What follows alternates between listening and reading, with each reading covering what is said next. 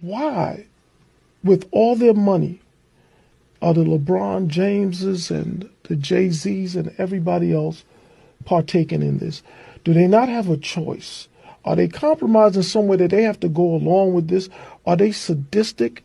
Is it self-hatred? Mm-hmm. What is it? All of the above? Because what I don't understand is, why are the people we celebrate the most among ourselves, the black people we celebrate the most, seemingly the most weaponized against us?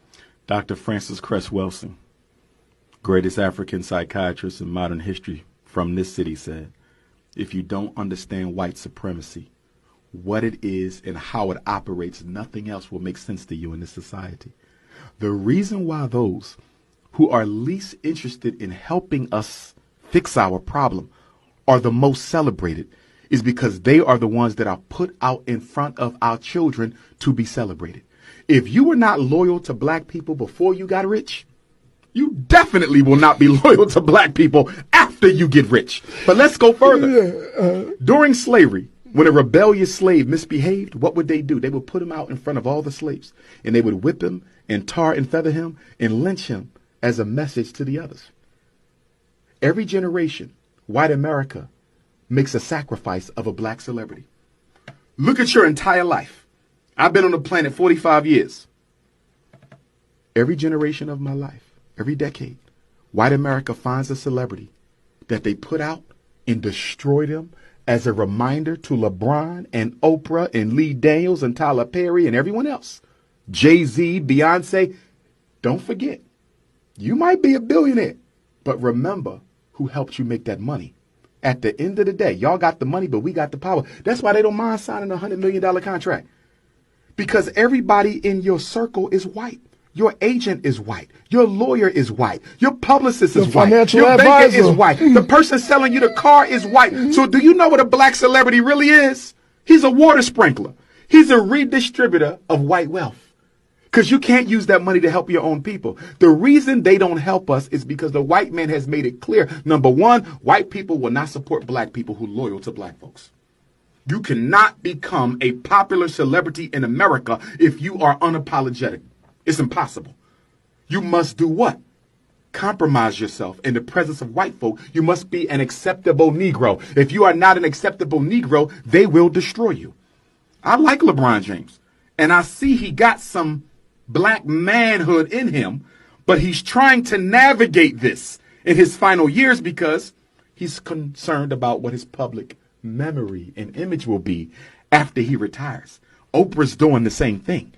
You see, they want to help, but they know white folks don't value black people who know they black and want to help black people.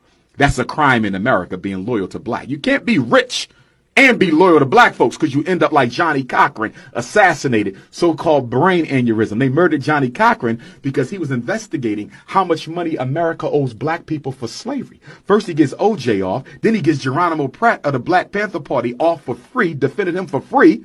And then he says, I'm going to go into reparations and find out what America owed black folk. Black folks said, we can't let this Negro come out with no price. White folks said, we can. They killed him. That's what they do. Look what they did to Bill Cosby. This is the #1 black television star. Yeah. He is the father of black comedy. There were those before him, but in terms of opening the door to mainstream, Cosby was everything. He's sitting in a prison in Philadelphia right now. At 80-something years legally old. blind. It takes 2 guards for him to eat, 2 guards for him to go to the bathroom, 2 guards for him to get dressed, 2 guards to help him in. This man is the #1 black public personality in modern history, and look what they did to him, and they used white women to do it. What was his crime? His crime, technically, what he was charged with. No, I know what he was charged with, but what was his crime to make him be a target for destruction? He wanted to buy a major network. Last time he tried to do it, they killed his son on the side of the road. Bill Cosby re-upped because he's a billionaire. He said, I'm going to get one of these networks before I die. And they said, no, you're not. So they found those white women to come. First of all, you're the #1 black TV star in America, 1970s. You sexually harass a white woman. She benefits from white privilege. You suffer from white racism. What white woman do you know, if you sexually harassed her in this building today, is going to wait 40 years to tell on you? She's going to tell on you right now and destroy you right now. Bill Cosby didn't do nothing wrong. Everybody knows in Hollywood they use sex and drugs. Yeah, he gave them pills. You know why? Because they wanted the pills. Because that's what they do. I've said that myself. He sexually harassed you, but yet you kept on calling him? You kept on seeing him? You went to his house when his wife wasn't there, to his hotel rooms and all that. Yeah, The Bill I know. Cosby crucible is a good message to black men who love white girls. They can sex you.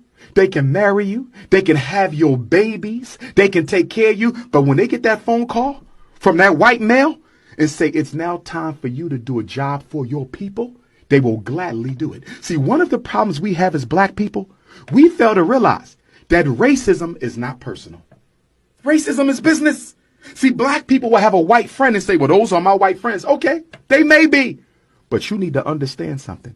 Those may be your friends, but they have a loyalty and an obligation to being white before they are the friend of a black person. And if they have to do something to you in order to look out for the best interests of white power and white control, they will do it. They will gladly sacrifice your friendship to help white people achieve their agenda, as those white women did to Bill Cosby. Now, Robert Moton, just to rehash, to wrap up, Robert Moton was allegedly part of the Boule secret society. Which was founded in Philadelphia. Yes. And allegedly there's a quote circulating saying that W.E.B. Du Bois, who I believe was a founding member of what was the Phi Sigma Pi, the Boule, he said, quote, and I still have to find the reference, but this is what's circulating, that W.E.B. Du Bois said, quote, the Boule was started to keep the educated black man away from the Honorable Marcus Garvey. Well, and you know, and in my last episode, I discussed the Boule to some degree because it's important. It's important that people understand the black bourgeoisie. The black bourgeoisie, and their role is to really keep the gatekeeper. They're the gatekeepers. Yes.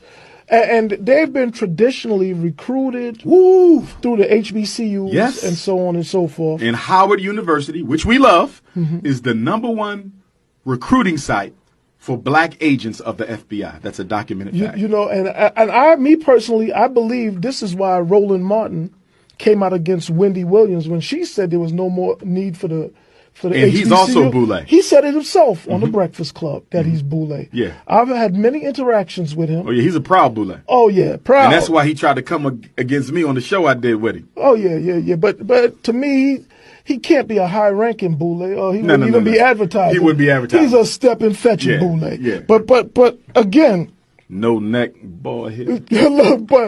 but it shifted from those type of educated black people to the celebrities now. I don't think I think they're obsolete in this day and era. You make a good point. You know, you make a good point. Because there's not enough black professionals to hold the attention of blacks in the ghetto and in the underclass. So now the black Boule has become the black celebrity class. That's it. So that you know what that means, and though. They don't need that education. They're even dumber. They're even dumber. Yes. Not to indict but do you know what anybody that in means? particular. Yeah. That means we're going to have to take on the rappers. Of course. We're going to have to take on the football players. I'm already doing it. Yes. but see, our youth don't have the political maturity to see that the same person whose music you're listening to, your favorite basketball player, is now the gatekeeper for white power. He's the one that's going to co-sign and silently defend police genocide.